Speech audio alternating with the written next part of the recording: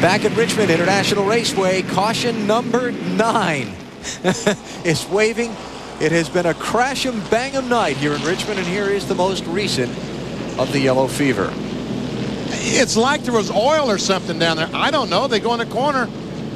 We had seen Matt Kenseth go up. No, Nemechek just gets loose, goes up the racetrack, the 59. But all that had happened up in front of them. That's why they were all slowing down, was because this had happened. Yeah, the first and third place cars, Matt Kenseth and Kevin Grubb, both shot up the racetrack when they went into the corner. Like there was oil or something on the track. Yeah, I had to go with it. Must have been some kind of fluid on the track for 2 or 3 cars to shoot up the racetrack like that. Had to be something down there. Hamilton Jr. drove his car back onto pit road. They've got some damage. Dave? Alan, I was listening to Matt Kenseth radio into his crew right after the incident. Matt said, you know, I might have locked up the rear tires. I drove it in just like I normally do, and it seems like the rear tires locked up. And Russ Strupp, his crew chief, radioed back and said there must have been something down there, Matt, because a lot of guys were getting in it, and I don't think necessarily that you locked them up. So they're trying to figure it out. And Matt says I just drove in there like normal. Let's go take a look at what happened to Matt Kenseth when he went off into that corner. Jimmy Spencer's on the inside. He goes down the corner. Watch this. I'm watching the 11 car. The car goes in the corner. He starts to turn, and up the racetrack he goes. I get those cars confused, 11 and 17. And behind him, Kevin Grubb, the third place car, did the exact same thing. Into the corner, up the racetrack. Napa Field summary. Big number down the bottom. 9 cautions for 57 laps. We've only got 12 cars left on the lead lap. Yeah, we went a long time without a yellow, it seemed, and now we can't go very long without one. We definitely have yellow fever. Cars out of the race. Lots. Ready, lots. green. Let's go back at it. Now Spencer leading Kenseth.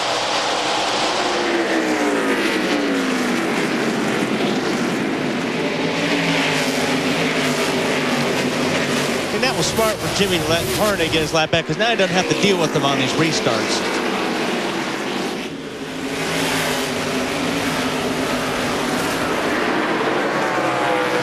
Although he may have to deal with him for the lights over. He's back in 11th spot on the lead lap. We saw that list of cars out of the race. Randy LaJoy, the most recent retiree, and Liz Allison is with him. Randy, glad to see you get out of that car. You know, we've got to stop meeting like this. What happened? Early in the race, I spun out. I'm not sure if I had any help or not, but the crew did a great job at the Kleenex car. Back into the top 5 or 6. Thought we were going to have a pretty good run. The car was getting better as the night went on. 33 car pushed the 21 car up the hill and got 3 wide. And somebody cut my left front tire and took the old car into the wall. Got the Hans device on, got a good seat. We're pretty good, but it's too bad for the Kleenex Chevy. I mean, we need a good run. We ain't had a top 10 since July. Jesus, we'll get one at Dover. Trying to shake that bad luck, Marty. Well, as Bobby Hamilton Jr. still sits on pit road trying to fix the right front suspension damage. One of the pieces that was broken was the right front shock. He now has a new right front shock on, but this is the old one, and that won't work, guys. Completely compressed and completely broken as well. No, that's not going to absorb much. Not going to be much of a shock absorber. This 2 car there of Kevin Harvick, he is now 3 laps down, but he's in 28th position, so he has gained several spots since he came back out. All of the cars that have gotten taken out of the race and the cautions and things have really jumbled up the running order. You've got Spencer and Kenseth the first 2. Then from on back, Jeffrey Bodine is up to 3rd. Johnny Sauter is 4th. Chad Little is 5th. Kevin Grubb is there trying to get that spot from him in 6th. That's Grubb in the 37. This is Hank Parker Jr. And this is Mark McFarland, the 20 car that he's following, talking about Hank Jr. Can't believe that camera's lasted all night. Yeah, after all the wrecks we've had. Jeff Burton there in the 9 car, the bright green one. He's in 7th place. 8th place car is the 98 of Elton Sawyer. It's the bright red machine. Hello there. Still there. Actually, he's just lost that spot. Ryan Newman has gone by him in the 02. So that'll be Newman in 8th, Sawyer in 9th, Mike Wallace is 10th, then Hornaday and David Green are the final 2 cars on the lead lap. Just 12.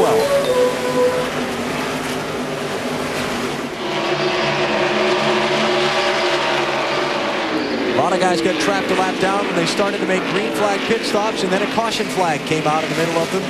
Jeff Green, Jason Keller, Jimmy Johnson, all caught a lap down. Rich Bickle trapped a lap down by that. Tony Raines. Whoa! Out inside. Another one. Mike McLaughlin. No caution. Staying under green. For now.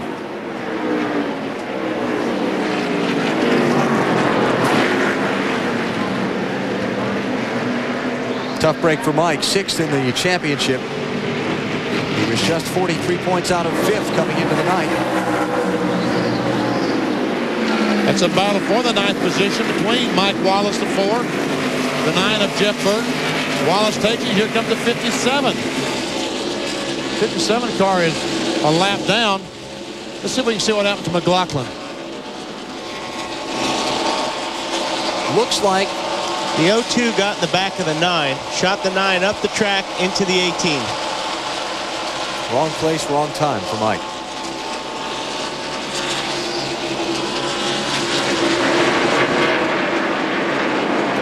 That's too bad. Like I said, it doesn't take much. You're on the edge here so much. Just one little shove, and you're going to eat some concrete. Jimmy Spencer. He is going. Second up now on Matt Kenseth.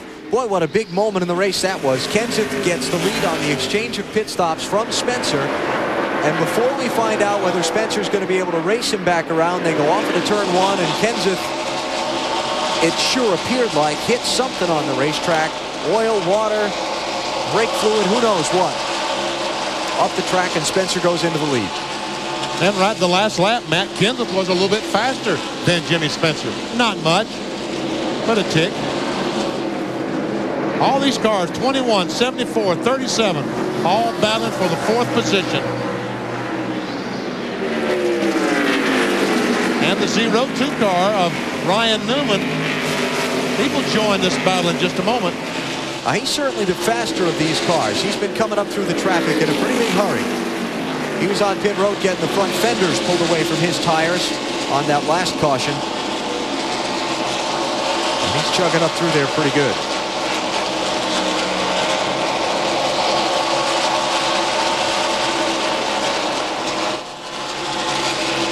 Johnny Sauter in the 21, making his Busch Series debut for Richard Childress Racing.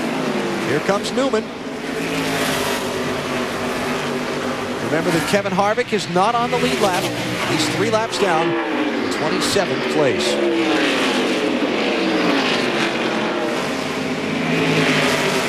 Not with us earlier, one of the fittings on the back of the engine block, oil fittings, broke off on Harvick's car. I mean, all these cars have an oil pressure gauge, and there's a line runs from the engine back to the gauge. Well, that line cracked. It doesn't hurt it. There's nothing when you capped it off. It doesn't hurt the performance of the car, except when Harvick looks down at oil pressure gauge, it says 0. And that's because it's pumping the oil not to the gauge, Exactly. but down around the back of the motor. Matt Yoakum. Well, Alan, Mike Dillon is the spotter for Johnny Sauter, who's making his first of 5 appearances in this 21 car. He says the car just does not cut in the center of the corner like it did earlier when this set of tires was brand new. Dillon keeps cautioning him, be patient. We worked out a deal with the 33 of Tony Raines. If you get there, he will let you by. They've got a horseshoe down here in the 21 pit, hoping for a victory, or at least a top 5, which would be a career day for Johnny Sauter.